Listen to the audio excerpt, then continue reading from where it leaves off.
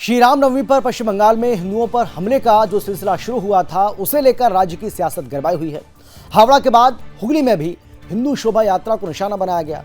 इन हमलों में बीजेपी के विधायक सहित कई हिंदूवादी कार्यकर्ता घायल हुए हैं। बंगाल में हिंदुओं पर हो रहे इन हमलों को लेकर सुदर्शन संवाददाता प्रेम कश्यप ने बीजेपी के राष्ट्रीय उपाध्यक्ष दिलीप घोष से खास बातचीत की है। क्या कुछ कहा, जरा सुनिए। बंगाल जल रहा है, ये शब्द अभी बंगाल के हालात को बयां करती है। और जिस तरीके से रामनवमी शोभा यात्रा पर हमले हुए, इसके पहले देखा गया कि पिछले बार भी जब शोभा यात्रा निकाली गई थी उस समय भी हमले हुए थे।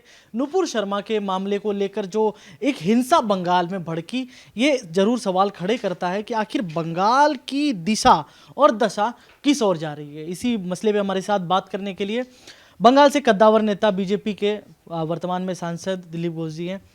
सर, क्या हालिया जो आपने देखा, बंगाल में आप थे, अभी आप आए हैं, जो देखा वहाँ की स्थिति आपने जो देखी, किस तरह की स्थिति वहाँ बनी हुई है, और या जिस तरीके की स्थिति अभी क्रिएट हुई है वो क्या दर्शा रही है और किस तरह के मैसेजेस दे रही है, जो लगातार इस तरह से 2 से 3 साल के अंतराल से देखा जा रहा है। देखिए, रामनवमी जैसा देश भर में मनाया जाता है, बंगाल में भी चलता है, लेकिन कुछ सालों में राम मंदिर आंदोलन और मंदिर बनने के बाद लोगों में जो जोश आया और शहरों में, गांव में जगह जगह उत्सव शोभा यात्रा होता है। हम लोग भी भाग लेते हैं उसमें, जनता के साथ चलते हैं। पिछले दिनों 3-4 दिन से, नवमी के बाद से पूरा जगह चल रहा था। मैं सुन रहा था, जगह जगह गड़बड़ हो रहा था। कल मेरी उपस्थिति में ही बहुत बड़ा शोभा यात्रा रिश्ता टाउन में था, हुगली में, और वहाँ सारे आम पथराव शुरू हो गया मस्जिद के पास से, मस्जिद के बगल से, और लोगों को दौड़ाने लगे। बच्चे, महिलाएं हज़ारों की संख्या में थे। बहुत भयंकर स्थिति बन गया। छोटा रास्ता था, उसमें कितने लोग कहाँ फंस गए, कितने को चोट लगा। कई लोगों का पत्थर से सर फूटा। मेरे बगल में खड़े थे मेरे साथी एमएलए विमान घोष का सर फूटा, वो हॉस्पिटल में है। ऐसे कई लोग घायल हुए। ऐसा भय का वातावरण हुआ कि पता नहीं कितने लोग स्टम्पेड हो जाए। बंगाल में ऐसे शहरों में कभी इस प्रकार देखा नहीं हम लोगों ने। जानबूझकर हो रहा है और कोई अरेस्ट नहीं होता। पुलिस कार्रवाई किस पर करती है? जो शोभा यात्रा में शांतिपूर्वक निकलते हैं त्यौहार में, उन्हीं के ऊपर करती है। अरेस्ट उन्हीं का होता है। और जो पत्थर मार रहे हैं, पुलिस का भी सर फोड़ दिया, उन पर लाठी उठाने की हिम्मत नहीं होता है।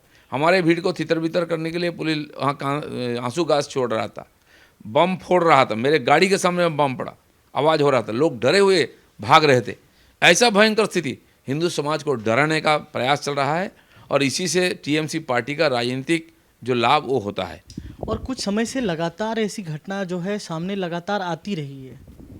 हाँ, लगातार कई साल से हो रहा है। जैसे कि आपने जिक्र किया, सीए का समय हुआ, देश में कुछ ना टेंशन होता है, लेकिन एक दिन में ठंडा। वहाँ 3 दिन 4 दिन तक 250 करोड़ का रेलवे प्रॉपर्टी को जलाया गया, ट्रेन जला दिया गया, बसेस, लाइन उखाड़ दिया, कई स्टेशन को फूंक दिया गया। ये स्थिति है। नुपुर शर्मा वाली घटना में भी 3 दिन तक चली बंगाल में। हमारे जितने पार्टी ऑफिस जला दिया गया, मंदिर तोड़ा गया, आग लगाया गया, हिंदुओं का दुकान लूटा गया।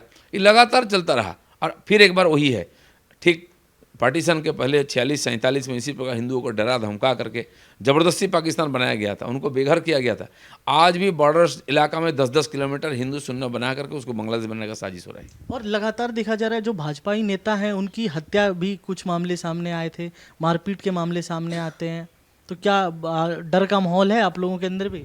एक तो राजनीतिक संघर्ष चलता है। पिछले 5-6 साल में कम से कम 250 कार्यकर्ता की हमारी हत्या हुई है।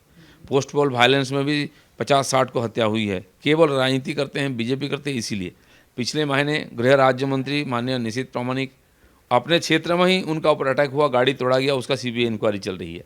चुनाव को पहले माननीय राष्ट्रीय अध्यक्ष जी गए थे, नड्डा जी, उनका काफिले पर अटैक हुआ, हज़ारों लोग टूट पड़े, वो भी मुस्लिम इलाका में। एक एमएलए खड़ा होकर लोगों को भड़का रहा था।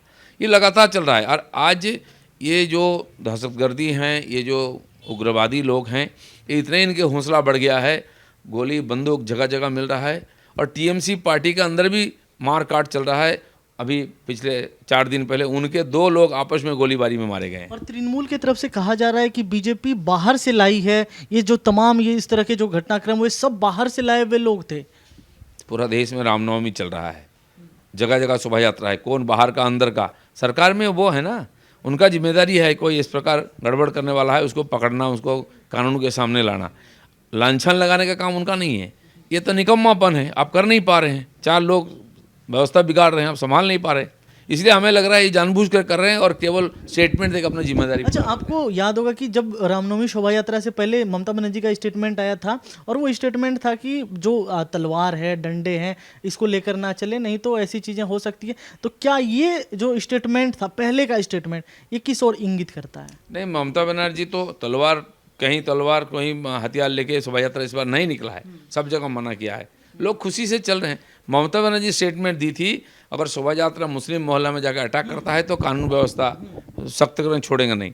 दूसरे दिन उन्होंने बोला जब गड़बड़ शुरू हो गया, उधर से पथराव हुआ, उन्होंने नहीं, रोजा के समय वो लोग हिंसा नहीं करते हैं, लेकिन जितना वीडियो आप देखिए लुंगी टोपी में ही सब अटैक कर रहे हैं, निहत्थे लोगों को भगा रहे हैं और मस्जिद से ही अटैक हो रहा है सब जगह। और बिहार से भी ऐसी घटना सामने आएगी सब जगह, इसीलिए खाली बंगाल नहीं, आज यहाँ बार बार विरोधियों की बैठक हो रही है, उद्देश्य यही है अस्तित्व बचाना है और मुस्लिम वोट को इकट्ठा लाना।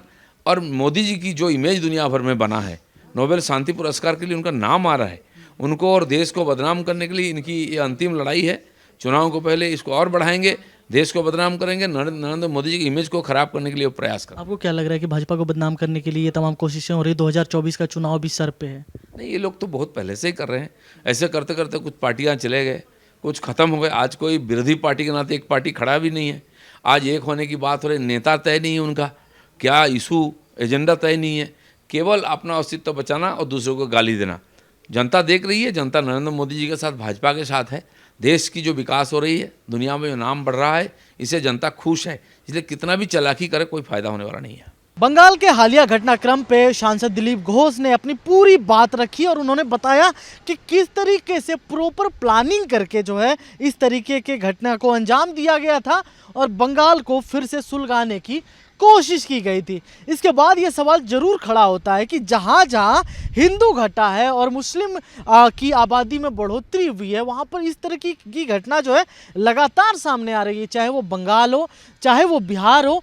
शोभा यात्रा पर पथराव जैसे मामले आए, दंगे की शक्ल ले चुका है, जिसके बाद जो है यह चिंता का सबब बनता जा रहा है। दिल्ली से प्रेम कश्यप की रिपोर्ट।